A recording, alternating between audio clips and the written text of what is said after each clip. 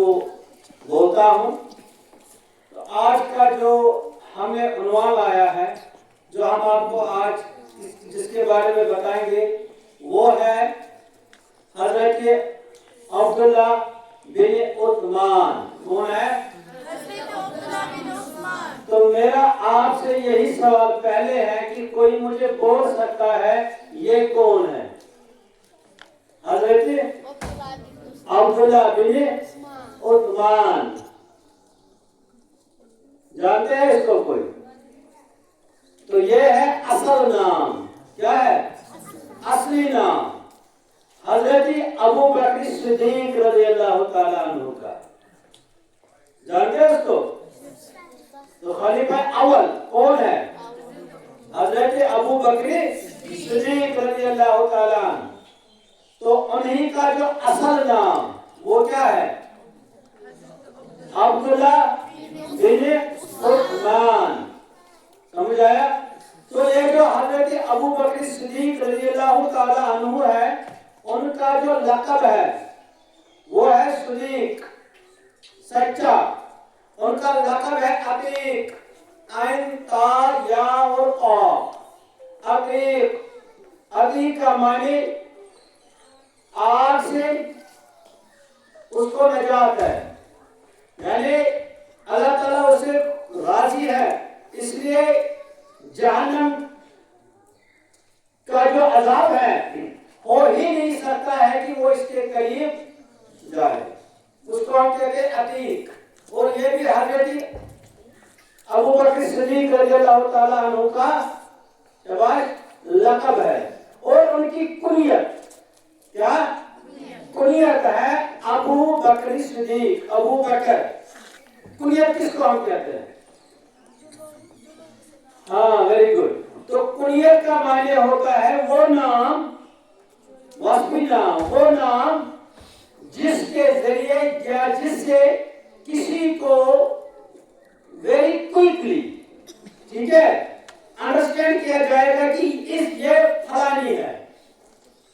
جیسے کسی کو ہم گھر میں ہوتے ہیں بہت سارے نام اپنا، لیکن ہمارا ماما ہمیں کچھ اور بولتا ہے، ایسے ہی کوئی نام ہمیں ہوتا ہے اپنا اصل نام، سکول میں کچھ اور نام، ہماری جو سرٹیفکیٹ ہوتے ہیں اس پہ کچھ اور نام ہوتا ہے، لیکن گھر میں ہمارے دوست، ہماری سہیلیاں، ہمارے رشتہ دار، ہمارے گھر والے ہمیں کسی اور نام سے، تو اس کو ہم کہتے ہیں کنیت۔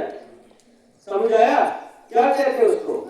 کنیت۔ تو ابو بکر حضرت عبداللہ بن عثمان کا شباش کیا ہے؟ اس کی کنیت ہے، ٹھیک؟ تو اس کنیت کی وجہ کیا ہے؟ اس کو ایک کنیت نام کیوں پڑا؟ تو پہلے دیکھیں گے اس کا معنی کیا ہے، ٹھیک ہے؟ تو ابو بکر کا معنی ہے سب سے پہل کرنے والے۔ کیا؟ سب سے پہل کرنے والے۔ پہل کرنے والے کس میں پہل کرنے والے؟ اچھائی میں پہل کرنے والے۔ تو حضرت ابو بکر صدیق رضی اللہ تعالیٰ عنہ جب بھی کبھی کچھ اچھا سنتے تھے، جب بھی کچھ کلام نبی پاک صلی اللہ علیہ وسلم کا سنتے تھے، تو سب سے پہلے وہی اس کی اور دوڑتے۔ تو اس لیے ان کی ایک کنیت پڑی، کیا؟ ابو بکر، ابو، ٹھیک ہے؟ اس کا دوسرا معنی، اس کا یہی معنی ہے کہ یہ شباش اچھائی کرنے میں اول پہ تھے، ہمیشہ رہے اول۔ جیسے اگر ہم دیکھیں کہ سب سے پہلے اسی نے ایمان لایا، تو دیٹ مینس پہلے آئے یہی کون؟ حضرت۔ تو ایمان سب سے پہلے اب کس نے لایا؟ حضرت ابو بکر صدیق۔ اور اس طرح بہت ساری چیزیں، جب نبی کریم صلی اللہ علیہ وسلم کی وفات ہوئی، جب ان کا انتقال ہوا، اس کے بعد جو سب سے پہلے خلیفہ بنے، جس نے وہ پوزیشن اب لی ہے، جیسے اس سے پہلے نبی کریم صلی اللہ علیہ وسلم تبلیغ وغیرہ کرتے، تو وہ پوزیشن اب کس کو دی گئی؟ حضرت ابو بکر۔ تو نبی پاک کی وفات کے بعد سب سے پہلے تخت نشین کون ہوئے؟ لیے ان کو ایک کنیت پڑی ہے ابو بکر. ٹھیک ہے. تو اگر ہم دیکھیں گے یہ وہی ہستی ہے. کون؟ حضرت ایک بار حضرت علی المرتضی رضی اللہ تعالی عنہ، تو اس نے منبر پہ وہ واعظ فرما رہے تھے، تبلیغ فرما رہے تھے، اور اس میں اعلان فرمایا، بلکہ سوال پہلے پوچھا کہ کیا کوئی کھڑا ہو سکتا ہے اور بولے کہ نبی کریم صلی اللہ علیہ وسلم کے بعد اس دھرتی پر سب سے بہترین شخصیت کون ہے؟ تو کوئی وہاں سے کھڑا ہوا، اس نے کہا ہاں میں جواب دوں گا. ہاں بولو جواب کیا ہے؟ تو اس نے جواب دیا کہ اے علی المرتضی آپ ہی سب سے. لیکن اس نے جواب واپس فرمایا نہیں، آپ کا جواب غلط ہے. نبی کریم صلی اللہ علیہ وسلم کے بعد اگر ہم اس دھرتی پر اس امت میں کسی کو سب سے بہترین مانتے ہیں، اگر ہے کوئی، تو وہ ہے حضرت ابو بکر صدیق رضی اللہ تعالی. اسی طرح ایک بار نبی کریم صلی اللہ علیہ وسلم کے پاس ایک صحابی آئے، ایک صحابی جن کا نام تھا حضرت عمر بن عاص. کیا تھا؟ اس نے سوال کیا نبی کریم صلی اللہ علیہ وسلم کو. کیا پوچھا یا رسول اللہ صلی اللہ علیہ وسلم ای الناس احب الیک، یا رسول اللہ ہمیں بتائے کہ اس دنیا میں آپ کا سب سے لاڈلا، سب سے پیارا کون ہے؟ کس کو آپ سب سے زیادہ پیار کرتے؟ کون سب سے زیادہ آپ کے قریب ہے؟ کس کو آپ سب سے زیادہ؟ تو انہوں نے جواب فرمایا قال عائشہ. تو نبی نے فرمایا صلی اللہ علیہ وسلم نے کہ سب سے زیادہ لاڈلی میرا کون ہے؟ حضرت. تو سوال کرنے والے نے واپس سوال کیا. سوال کرنے والا کون تھا؟ حضرت عمر بن عاص رضی اللہ تعالیٰ.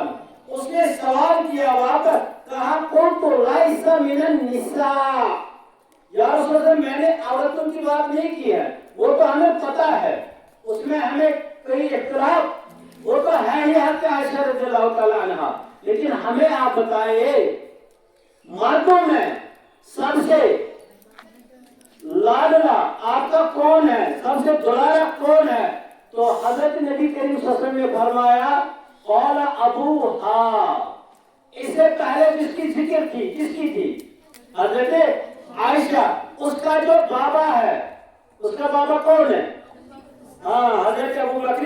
کہا کہ مردوں میں سب سے دلارا، سب سے لاڈلا، سب سے پیارا جو میرے یہاں ہے وہ ہے حضرت ابو بکر صدیق رضی اللہ تعالیٰ عنہ. تو ابو بکر صدیق رضی اللہ تعالیٰ عنہ خلیفہ اول، یعنی انہوں نے نبی پاک کے بعد خلافت کی ہے. کتنے سال کی ہے؟ 2.5 سال. کتنے کی؟ 2.5 سال. نبی پاک صلی اللہ علیہ وسلم کے بعد کس نے خلافت کی؟ حضرت ابو بکر صدیق رضی اللہ تعالی عنہ نے. ٹھیک ہے، آیا سمجھ؟ تو یہ ہے خلیفہ اول. آج ہم دیکھیں گے دوسرے خلیفہ کی بھی بات کریں گے انشاءاللہ. تو نیکسٹ میں دیکھیں گے پھر انشاءاللہ تیسرے اور چوتھے. دوسرا کون ہے؟ حضرت عمر فاروق رضی اللہ تعالی عنہ ہے کہ کیونکہ یہ مرد ہے. تو حضرت عمر فاروق رضی اللہ تعالی عنہ یہ حضرت ابو بکر صدیق رضی اللہ تعالی عنہ کے بعد تخت نشین ہوئے.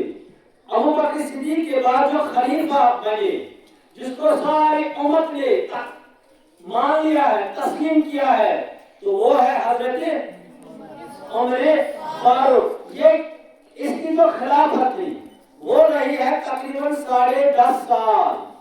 10 سال 6 مہینے بلکہ 10 سال 6 مہینے. حضرت ابو بکر کی خلافت 2.5 سال، اس کی 10 سال 6 مہینے، بلکہ 2-3 بلکہ 4 دن بھی رہے. ٹھیک ہے، تو کم سے کم 10 سال. تو حضرت عمر فاروق کے بارے میں جیسے ہم نے دیکھا تھا کہ کہ ابو بکر صدیق کے بارے میں ممبر پر حضرت علی المرتضیٰ نے کیا فرمایا تھا؟ جب حضرت عمر فاروق کا انتقال ہوا، کیا ہوا؟ انتقال ہوا، تو اس وقت انتقال کے بعد اس کے چہرے مبارک پر ایک چادر تھی، پردہ تھا، تو حضرت علی المرتضیٰ آئے۔ کون آئے؟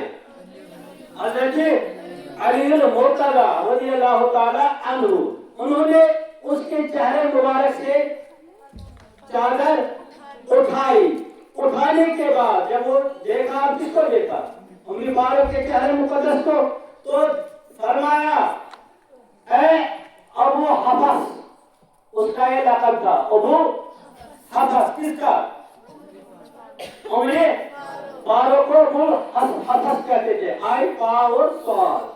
تو کہا گیا اے ابو حفص، یعنی اے عمر فاروق، یہ جو حضرت علی المرتضیٰ ہے وہ کہتے ہیں کہ میں پسند کرتا ہوں، میں پسند کرتا ہوں کہ جب میری موت آئے، جب حضرت ملک الموت علیہ السلام آئے اور جب وہ میری روح نکالے، قبض کرے، تو اس وقت میں چاہتا ہوں جب میں اللہ کے ہاں حاضر ہوں، یعنی موت آئے، تو میں چاہتا ہوں کہ میرے اعمال بھی ویسے ہی ہو جیسے اس شخص کے ہیں، یعنی عمر فاروق رضی اللہ تعالی۔